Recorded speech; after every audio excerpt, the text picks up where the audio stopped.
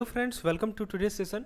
So in today's session, live session, we are going to discuss our unit number 11 of AVFM, which is based on adjustment of risk and uncertainty in capital budgeting decision.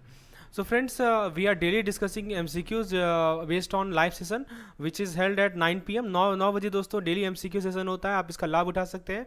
और चलिए दोस्तों, आज हम लोग unit number 11 को continue करेंगे. Unit number 11 को continue करने से पहले दोस्तों आपको मैं डेली क्विजेज और मॉक टेस्ट के बारे में थोड़ा जानकारी देना चाहता हूँ. बेसिकली ये जो हमारा Macmillan book page wise questions होते हैं डेली क्विजेज में, इसमें आपको अनलिमिटेड अटेम्प्ट मिलता है परफेक्शन के लिए. ठीक है. उसके अलावा दोस्तों डेली क्विजेज के अलावा हमारे पास यूनिट वाइज क्विजेज हैं. यूनिट वाइज क्विजेज में दोस्तों क्या बेनिफिट्स है वो मैं आपको समझाता हूँ. Let me talk about unit wise quizzes. तो इसमें इसके थ्रू यूनिट वाइज क्विजेज के माध्यम से आप यूनिट वाइज और प्रीवियस ईयर क्वेश्चन को प्रैक्टिस कर सकते हैं, मास्टर कर सकते हैं, अपने एक्सेल करने के नॉलेज को शार्प कर सकते हैं. फिर हमारे पास मॉड्यूल वाइज टेस्ट है, यानी सबसे पहले हमारे पास पेज वाइज टेस्ट है. उसके बाद पेज वाइज के बाद दोस्तों हमारे पास यूनिट वाइज टेस्ट है, और यूनिट वाइज के पास दोस्तों हमारे पास मॉड्यूल वाइज टेस्ट है. यानी आपको सभी तरीका दिया गया है जिससे आप हर एक तरह के क्वेश्चन को प्रैक्टिस कर सकते हैं, वो भी जैसा हमारा CIB का एग्जामिनेशन होता है वैसे इंटरफेस में. हर एक टेस्ट का आपको अनलिमिटेड अटेम्प्ट मिलेगा. अपने पेज से आप सीख सकते हैं, अपने टाइम से आप अपने कंफर्टेबिलिटी के अकॉर्डिंगली टेस्ट को अटेम्प्ट कर सकते हैं. कोई टाइम इशू नहीं है. तो फ्रेंड्स, देर किस बात की, आपने इस पार्टिकुलर मॉक टेस्ट का हेल्प लेके अपने सिलेबस को टाइमली कंप्लीट कर सकते हैं. तो आज ही इनरोल करें. 20% का ऑफर आपको मिलेगा मॉक टेस्ट के प्रोग्राम पे. तो आज ही इस ऑफर को इनरोल करें. ऐप का लिंक आपको डिस्क्रिप्शन सेक्शन में दिया गया है दोस्तों. ये ऐप का लिंक है, you can see in the description section also.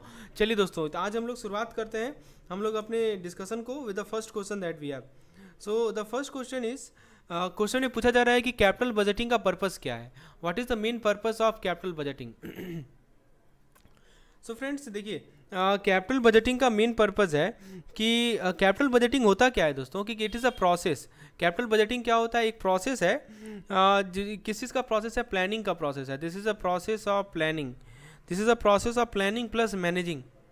Process of planning plus managing long term investment. मैंने आपको बताया था कि लॉन्ग टर्म इन्वेस्टमेंट को प्रोसेस करने का ये तरीका होता है. राइट. तो लॉन्ग टर्म इन्वेस्टमेंट को प्लान करने का, मैनेज करने का तरीका होता है. इसके अंदर आप एस्टिमेट करते हैं कि एक प्रोजेक्ट का कॉस्ट क्या होगा, रेवेन्यू क्या होगा over a long period of time. So एक प्रोजेक्ट का कॉस्ट क्या है, कितना ये रेवेन्यू जनरेट करेगा over a long period of time, ये आप कैलकुलेट करते हैं, एस्टिमेट करते हैं. तो इस क्वेश्चन के पर्सपेक्टिव में आप यदि हम बात करें तो ऑप्शन A, B और D को जरा देखिए, क्योंकि कैपिटल बजटिंग ए में कर रहा है कि एग्जिस्टिंग इंटरप्राइज. ठीक है. तो देखिए, कैपिटल बजटिंग को आप किसी एग्जिस्टिंग इंटरप्राइज के कॉस्ट और रेवेन्यू को एस्टिमेट करने के लिए यूज नहीं करते हैं. राइट. फिर दोस्तों बी में कह रहा है कि शॉर्ट टर्म प्रोजेक्ट, बिल्कुल गलत है. अभी मैंने बताया कि लॉन्ग टर्म प्रोजेक्ट के लिए यूज होता है. और दोस्तों डी में जो कह रहा है कि सीजनल प्रोजेक्ट, ये भी गलत है. सीजनल प्रोजेक्ट के लिए यूज नहीं होता है. तो सही जवाब है दोस्तों इसका ऑप्शन नंबर C. ठीक है. तो कैपिटल बजटिंग का यूज होता है दोस्तों आपका कॉस्ट और रेवेन्यू को एस्टिमेट करने के लिए लॉन्ग टर्म प्रोजेक्ट के लिए. ठीक है. यदि आपका शॉर्ट टर्म प्रोजेक्ट है तो उसको एस्टिमेट करने के लिए आप ऑपरेटिंग बजट को यूज करते हैं. मैं समझा दूं आपको. तो देखिए, इस क्वेश्चन से क्या क्या क्वेश्चन बन सकता है वही मैं आपको बता रहा हूं. यदि आपसे पूछा जाए कि बताइए शॉर्ट टर्म प्रोजेक्ट को एस्टिमेट करने के लिए क्या यूज करेंगे, तो आप ऑपरेटिंग बजटिंग को यूज करेंगे. और दोस्तों यदि शॉर्ट पीरियड ऑफ टाइम है, यदि शॉर्ट पीरियड ऑफ टाइम है तो उस वाले उसको एस्टिमेट करने के लिए आप कैश बजटिंग को यूज कर सकते हैं. और दोस्तों सीजनल प्रोजेक्ट को बजटिंग करने के लिए हमारे पास सीजनल प्रोजेक्ट बजटिंग अलग से होता है, एक मेथड. तो आपने समझ लिया होगा कि इसका सही आंसर क्या है. ऑप्शन नंबर C सही आंसर है. चलिए आगे बढ़ते हैं. नेक्स्ट क्वेश्चन में आपसे पूछा जा रहा है कि हमारी कैपिटल बजटिंग में जो कॉस्ट होते हैं उनमें कौन कौन से एलिमेंट्स होते हैं. तो आप ऑप्शंस को देख सकते हैं. तो दोस्तों इसका सही जवाब है land, plant, labour, material and engagement of working capital. दोस्तों सबसे पहले हम लोग एलिमेंट्स की बात करें तो सबसे पहला एलिमेंट है लैंड. तो लैंड का मतलब क्या होता है कि कितना कॉस्ट होगा, कॉस्ट ऑफ एक्वायरिंग लैंड. यानी दोस्तों लैंड को एक्वायर करने का जो कॉस्ट है, किसी प्रोजेक्ट में लैंड को एक्वायर करने का जो कॉस्ट है वो हमारा लैंड होता है. दूसरा है दोस्तों प्लांट. प्लांट में क्या होता है, प्लांट में मतलब कि आप किसी बिल्डिंग को कंस्ट्रक्ट कर रहे हैं. You are constructing a building. आप एक बिल्डिंग को कंस्ट्रक्ट कर रहे हैं. ठीक है. या आप इक्विपमेंट को कंस्ट्रक्ट कर रहे हैं. राइट. तो उसका जो कॉस्ट होता है उससे हम लोग प्लांट कहते हैं. फिर तीसरा होता है हमारा लेबर। तो बेसिकली लेबर क्या होता है, लेबर होता है कि आप वर्कर को हायर कर रहे हैं, right. So you are hiring worker, उसका जो कॉस्ट होता है वो हमारा लेबर कॉस्ट होता है। और फिर हमारा आता है मटेरियल कॉस्ट। मटेरियल कॉस्ट के अंदर क्या होता है दोस्तों कि आप रॉ मटेरियल को एक्वायर कर रहे हैं, you are acquiring raw material, ठीक है। तो रॉ मटेरियल को एक्वायर करने का जो कॉस्ट होता है वो हमारा मटेरियल के अंदर आता है। और फाइनली आता है दोस्तों working capital. The final thing is working capital. Working capital का मतलब कितना पैसा कंपनी को अपने डे टू डे ऑपरेशन के लिए फाइनेंस करना होगा, ठीक है। तो ये सभी हमारे मेन एलिमेंट्स हैं, लैंड, फिर plant, labour, material, working capital, right. लेकिन इसके अलावा भी और भी बहुत सारे कॉस्ट होते हैं जैसे sunk cost, opportunity cost, taxes. लेकिन इस क्वेश्चन के पर्सपेक्टिव में यदि हम बात करें तो option number B is most appropriate. Land भी है, प्लांट भी है, लेबर भी है, मटेरियल भी है और इंगेजमेंट ऑफ वर्किंग कैपिटल भी है। So correct answer to this question is option number B. मैंने एक एक पॉइंट को आपको समझा दिया। चलिए आगे बढ़ते हैं। नेक्स्ट क्वेश्चन में आपसे पूछा जा रहा है कि हमारा जो कैपिटल बजटिंग होता है इसमें जो कॉस्ट है, कॉस्ट ऑफ कैपिटल है, वो किस चीज़ पे डिपेंड करता है, right. So in the case of capital budgeting cost of capital depends on which factor. तो दोस्तों सबसे पहला चीज़ है टाइम। सबसे पहले टाइम पे डिपेंड करता है। तो दोस्तों कॉस्ट ऑफ कैपिटल जो है क्या होता है कि जैसे जैसे टाइम बढ़ता है, राइट, तो कॉस्ट ऑफ कैपिटल भी बढ़ता है। As time increases cost of capital increases. क्यों ऐसा होता है कि टाइम बढ़ने के साथ रिस्क भी बढ़ता है, प्रोजेक्ट का रिस्क बढ़ता है, इसीलिए कॉस्ट ऑफ कैपिटल भी बढ़ता है। तो टाइम से कैसे डिपेंड करता है मैंने समझा दिया। दूसरा फैक्टर है वॉल्यूम। वॉल्यूम का मतलब क्या हुआ कि देखिए जो कॉस्ट ऑफ कैपिटल होता है वो वॉल्यूम ऑफ अ प्रोजेक्ट से एस्टिमेट से इफेक्ट होता है। जैसे मान लीजिए कि एक लार्ज प्रोजेक्ट है, suppose there is a large project, ठीक है, तो उसका हो सकता है कि कॉस्ट ऑफ कैपिटल जो हो कम हो, कॉस्ट ऑफ कैपिटल क्या हो, लो हो। और मान लीजिए कि as compare to small project हो सकता है कि लार्ज प्रोजेक्ट का कॉस्ट ऑफ कैपिटल कम हो as compare to small project, ठीक है, over large number of unit, ठीक है। क्योंकि यहाँ पे स्मॉल, क्योंकि इसका जो लार्ज प्रोजेक्ट में जो रिस्क होता है ना वो स्प्रेड होता है ओवर लार्ज यूनिट, लेकिन स्मॉल प्रोजेक्ट में रिस्क क्या होता है, स्प्रेड नहीं होता है, राइट। तो इसीलिए हो सकता है कि लार्ज प्रोजेक्ट का कॉस्ट ऑफ कैपिटल कम हो as compare to small project. तो आपने देखा ना कैसे वॉल्यूम पे डिपेंड कर रहा है। चलिए तो आपने देख लिया टाइम पे कैसे डिपेंड करता है कॉस्ट ऑफ प्रोजेक्ट, फिर वॉल्यूम पे कैसे डिपेंड करता है। तीसरा जो फैक्टर है जो कि कॉस्ट ऑफ प्रोजेक्ट को अफेक्ट करता है वो है दोस्तों हमारा, वही मैं आपको बता देता हूँ। तीसरा है सोर्स।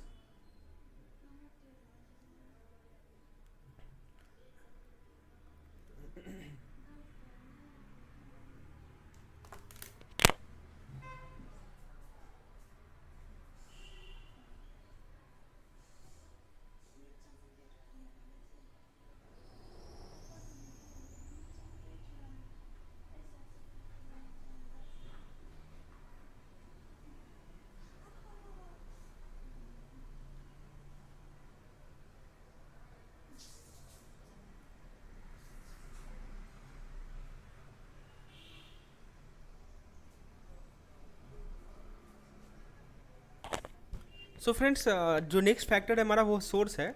तो कॉस्ट ऑफ कैपिटल सोर्स से भी अफेक्ट होता है। जैसे मैं कैसे बताता हूँ, जैसे देखिए सोर्स से कैसे अफेक्ट होता है मैं समझाता हूँ। जैसे देखिए जो डेप्ट कैपिटल होता है, राइट, जो हमारा डेप्ट कैपिटल है। सो फ्रेंड्स डेप्ट कैपिटल का जो कॉस्ट होता है वो कम होता है, राइट। डेप्ट कैपिटल का कॉस्ट कम होता है as compare to equity capital. तो इक्विटी कैपिटल के कंपैरिजन में डेप्ट कैपिटल का कॉस्ट क्या होता है दोस्तों, कम होता है। क्यों? क्योंकि डेप्ट को लेस रिस्की माना जाता है।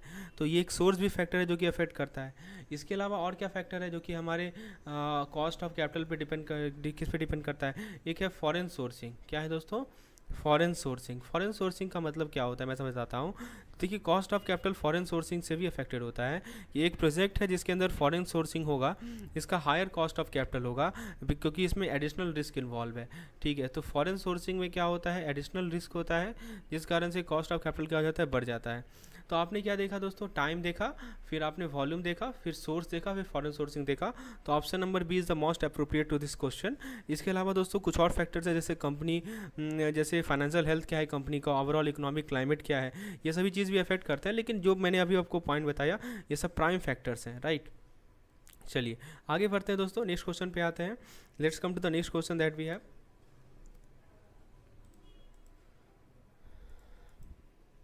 सो नेक्स्ट क्वेश्चन में आपसे पूछा जा रहा है कि कौन कौन से फैक्टर्स हैं जो कि इन्फ्लुएंस करते हैं रेवेन्यू एस्टिमेट हैं। अब हम लोग रेवेन्यू को देखेंगे। राइट। देखिए सबसे इंपॉर्टेंट फैक्टर है मार्केट बिहेवियर। रेवेन्यू को इफेक्ट करने वाला जो फैक्टर है वो है मार्केट बिहेवियर। मार्केट बिहेवियर का मतलब क्या होता है ये समझिए। मार्केट बिहेवियर का मीनिंग ये होता है कि किसी कंपनी का जो प्रोडक्ट है उसका डिमांड क्या है, उसका उसका डिमांड क्या है दोस्तों, किसी प्रोडक्ट या सर्विस का डिमांड क्या है। तो यदि मान लीजिए कोई मार्केट ग्रो कर रही है, if A market is growing, if a market is growing, ठीक है, तो कंपनी जो है ज़्यादा रिवेन्यू जनरेट करेगी, ठीक है। तो मार्केट यदि ग्रो कर रहा है तो कंपनी जो है रेवेन्यू जनरेट करेगी ज़्यादा। लेकिन यदि मार्केट श्रिंक हो रहा है, राइट, तो यदि मार्केट मान लीजिए कि श्रिंक हो रहा है तो उस केस में कंपनी जो है रेवेन्यू जनरेट नहीं कर पाएगी एनफ, राइट। सो तो ये हमारा मार्केट बिहेवियर होता है। मार्केट यदि ग्रो करेगा तो रेवेन्यू ज़्यादा होगा, मार्केट यदि श्रिंक करेगा तो रेवेन्यू कम होगा। जो नेक्स्ट फैक्टर है वो है हमारा कंपटीशन।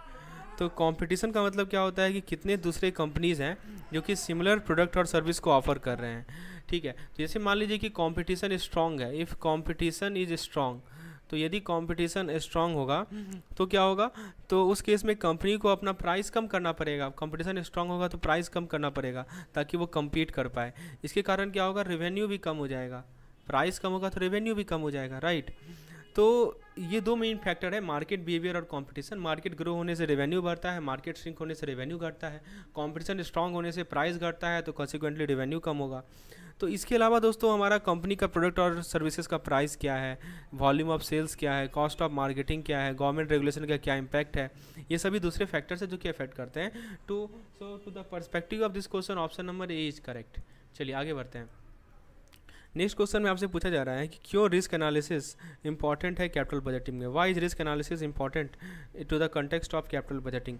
आइए जरा इसका सही आंसर देखते हैं। Why risk analysis important,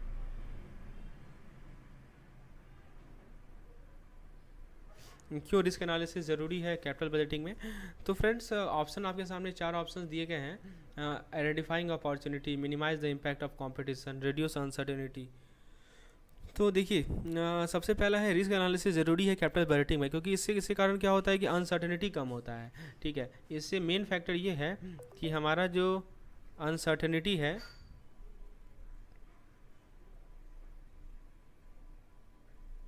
uncertainty कम होता है, राइट। सो रिस्क एनालिसिस का इंपॉर्टेंट पॉइंट है, इससे आपका अनसर्टेनिटी कम होता है फ्यूचर कैश फ्लो के बारे में। किस चीज़ के बारे में अनसर्टेनिटी, फ्यूचर कैश फ्लो के बारे में, राइट। सो इससे कंपनीज जो हैं इन्फॉर्म डिसीजन ले सकते हैं कि चाहे किसी प्रोजेक्ट में इन्वेस्ट करें या ना करें। तो रिस्क सबसे पहले आप क्या करते हैं, रिस्क को आइडेंटिफाई करते हैं, फिर रिस्क को क्वांटिफाई करते हैं, ठीक है। तो इसके आइडेंटिफाई करके क्वांटिफाई करके कंपनी स्ट्रेटजी डेवलप करती है कि कैसे उस सभी रिस्क को मिटिगेट किया जाए। इससे क्या होता है कि प्रोजेक्ट का प्रॉफिटेबिलिटी बढ़ता है, ठीक है। जैसे मान लीजिए कि एक कंपनी है, वो एक नए प्रोडक्ट में इन्वेस्ट करना चाह रही है, तो वो रिस्क एनालिसिस कंडक्ट करेगी। क्या कंडक्ट करेगी, risk analysis, right. So that they will conduct risk analysis. तो कोई कंपनी मान लीजिए कि तो इस रिस्क के अंदर क्या होगा कि रिस्क एनालिसिस कंडक्ट करेगी ताकि पोटेंशियल रिस्क जो है उसको देख सके। इस रिस्क के अंदर क्या क्या आ सकता है कि कस्टमर का टेस्ट में चेंज आना, दूसरे कंपनी से कंपटीशन होना, या टेक्नोलॉजिकल ऑब्सोलेसेंस आना। तो इन सभी रिस्क को आइडेंटिफाई करके कंपनी स्ट्रेटजी डेवलप कर सकती है उसे मिटिगेट करने के लिए। जैसे वो मार्केट रिसर्च कंडक्ट करेगी, प्रोडक्ट को डिफ्रेंशिएट करेगी, कंटिजेंसीज को डेवलप करेगी। तो रिस्क एनालिसिस कॉम्प्लेक्स भी हो सकता है, टाइम कंज्यूमिंग प्रोसेस है, लेकिन ये एक इंपॉर्टेंट टूल है कंपनीज के लिए जो कि इन्फॉर्म डिसीजन लेने चाहते हैं। तो बाकी जो ऑप्शन है, जैसे देखिए ऑप्शन ए कर रहा है to identify opportunity for higher returns, ठीक है। तो ये प्राइमरी पर्पज नहीं है, this is not the primary purpose of risk analysis. Option B कर रहा है कि to minimise the impact of competition, ये भी हमारा प्राइमरी पर्पज नहीं है रिस्क एनालिसिस का, ठीक है। रिस्क एनालिसिस एक कंपनी आइडेंटिफाई करती है, मिटिगेट करती है जो भी कॉम्पिटिशन के द्वारा रिस्क एसोसिएटेड है, लेकिन प्राइमरी पर्पज ये है कि हम अनसर्टेनिटी को कम करें, राइट। अनसर्टेनिटी को कम करें, प्रॉफिटेबिलिटी को बढ़ाएं। तो ये सी नंबर सही है। अच्छा, डी का रहा है कि to eliminate the possibility of loss. देखिए केयरफुल रिस्क एनालिसिस से हमेशा रिस्क होता है लॉस का, ठीक है, किसी भी इन्वेस्टमेंट में, ठीक है। ऐसा नहीं है कि आप लॉस का पॉसिबिलिटी को ही एलिमिनेट कर लेंगे। तो करेक्ट आंसर क्या है इसका, ऑप्शन नंबर सी। तो इसी प्रकार से आपको ऑप्शन को एलिमिनेट करना आना चाहिए ताकि आप प्रॉब्लम को सही से सॉल्व कर सके। आगे देखते हैं दोस्तों। नेक्स्ट क्वेश्चन आपके स्क्रीन पर है। पूछा जा रहा है कि प्रोजेक्ट स्पेसिफिक रिस्क क्या होता है। What are project specific risk. Let's understand each and every aspect of this question. Friends हमारा जो MCQs वीडियो होता है, इसमें मैं आप लोगों को एक एक पॉइंट को समझाता हूँ, हर एक ऑप्शन वाइज चलता हूँ, क्यों ये ऑप्शन गलत है, क्यों एक एक चीज़ को मैं क्लियर करता हूँ. सो this is how you should approach a particular question. सारा कंसेप्ट क्लियर होना चाहिए, राइट. आइए जरा क्वेश्चन को देखते हैं. प्रोजेक्ट स्पेसिफिक रिस्क क्या होता है? This is the question. You can see the 4 option. Risk faced in technologically advanced project, risk faced in politically stable country. सही जवाब है दोस्तों, risk faced in technologically advanced project. जैसे देखिए प्रोजेक्ट स्पेसिफिक रिस्क वैसा रिस्क होता है जो कि एक पार्टिकुलर प्रोजेक्ट के लिए यूनिक होता है, राइट. तो इसके ये बहुत सारे फैक्टर्स के कारण होता है, जैसे कि टेक्नोलॉजी जो कि प्रोजेक्ट में यूज़ किया जा रहा है, प्रोजेक्ट का लोकेशन क्या है. एक तो फैक्टर मैंने बताया आपको टेक्नोलॉजी, दूसरा फैक्टर क्या बताया, लोकेशन. लोकेशन भी एक इंपॉर्टेंट फैक्टर है. दूसरा क्या है, रेगुलेटरी इन्वायरमेंट. तो टेक्नोलॉजिकली एडवांस्ड प्रोजेक्ट जो है ज़्यादा रिस्कियर होते हैं दूसरे प्रोजेक्ट के कंपैरिजन में, क्योंकि इसमें न्यू या अनप्रूवन टेक्नोलॉजी को यूज़ किया जाता है. तो ये जो टेक्नोलॉजी है वो फुल्ली डेवलप नहीं होते हैं, टेस्टेड नहीं होते हैं, जिस कारण से अनएक्सपेक्टेड प्रॉब्लम आते हैं, right. This can cause unexpected problem. तो कभी कभी क्या होता है, टेक्नोलॉजिकली एडवांस जो है ऑडिटेड हो जाते हैं, ऑडिटेड टेक्नोलॉजी को ऑब्सोलेट बना देते हैं, जो कि हमारे प्रोजेक्ट के सक्सेस को इम्पैक्ट करता है, ठीक है. तो देखिए कुछ और पॉइंट्स मैं आपको समझाता हूँ. प्रोजेक्ट स्पेसिफिक रिस्क, जो कि कुछ और प्रोजेक्ट स्पेसिफिक रिस्क जो कि हम टेक्नोलॉजिकली एडवांस प्रोजेक्ट में फेस करते हैं, जैसे कि टेक्निकल फेलियर्स आ जाए. टेक्निकल फेलियर्स में क्या होगा कि जो भी टेक्नोलॉजी प्रोजेक्ट में यूज़ किया जा रहा है वो जैसा हमने एक्सपेक्ट किया था वैसा काम नहीं करेगा, जिस कारण से डिलेज होंगे, कॉस्ट हमारा बढ़ते जाएगा. फिर दूसरा हो सकता है हमारा साइबर अटैक हो जाए. क्या हो जाए दोस्तों, साइबर अटैक हो सकता है. तो साइबर अटैक जो हमारे टेक्नोलॉजिकली एडवांस्ड प्रोजेक्ट होते हैं वो साइबर अटैक के द्वारा टारगेट किए जाते हैं, जो कि प्रोजेक्ट को डिसरप्ट कर देगा, जो हमारी सेंसिटिव डेटा है उसे स्टील कर लेगा. तीसरा हो सकता है, तीसरा जो रिस्क है वो हो सकता है रेगुलेटरी चेंजेस. तो रेगुलेटरी इन्वायरमेंट जो है वो क्विकली चेंज होता है, राइट. तो आपने समझ लिया कि कौन कौन से प्रोजेक्ट स्पेसिफिक रिस्क होते हैं बेसिक टाइप के. So this is the point that we want to discuss. Okay, now the next question that we have is marketing risk क्या होता है, व्हाट इज मार्केटिंग रिस्क. तो ऑप्शन देखिए, risk associated with exchange rate, risk associated with pollution control, risk associated with unknown rules and regulation, risk associated with competition and market sensitivity. बताइए क्या है हमारा ये मार्केटिंग रिस्क. सही जवाब है दोस्तों ऑप्शन नंबर डी. जो भी हमारे कंपटीशन और मार्केट सेंसिटिविटी के साथ रिस्क एसोसिएटेड है उसे हम लोग मार्केटिंग रिस्क कहते हैं. फ्रेंड्स इसका इस पार्टिकुलर वीडियोस का यदि आपको पीडीएफ चाहिए तो हमारे ऐप को इंस्टॉल कर लीजिए, उसके फ्री मटेरियल सेक्शन में जाकर आपको इसका पीडीएफ मिल जाएगा. तो ऐप का नाम है JIVN CIB made simple. Please install this particular app and go to the free material section, you will get the PDF of all this type of videos. Okay, exchange risk क्या होता है. Exchange risk option पूछा जा रहा है कि marketing के साथ जो रिस्क एसोसिएटेड होता है, पॉल्यूशन कंट्रोल से जो रिस्क एसोसिएटेड है, अननोन रूल्स एंड रेगुलेशन से जो रिस्क एसोसिएटेड है, फॉरेन करेंसी फ्लक्चुएशन. ऑब्वियस सी बात है ऑप्शन नंबर डी करेक्ट होगा, foreign currency fluctuation.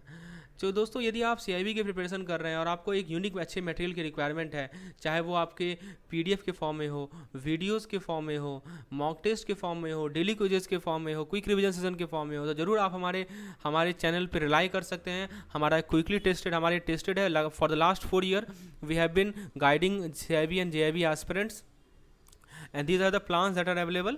You can install our JIVN CIB made simple app, and as per your requirement you can offer our plan. And if you want to give daily quizzes which is completely free for all, then please install our app and go to the free material section.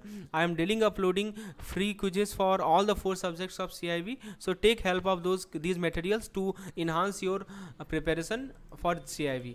Okay, so now the next question is कि risk का क्या impact पड़ता है sales पे, cost पे, profitability पे. तो आपके सामने है कि कोई इम्पैक्ट नहीं पड़ता, पॉजिटिव इम्पैक्ट पड़ता है, नेगेटिव इम्पैक्ट पड़ता है, न्यूट्रल इम्पैक्ट पड़ता है. सही जवाब है नेगेटिव इम्पैक्ट पड़ता है. So friends that's all for today. In the next session I will discuss some MCQs from some numerical MCQ. These are the plans which are available, so hopefully you enjoy the session. Okay, so if you like the session, please hit the like button, please subscribe our channel, hit the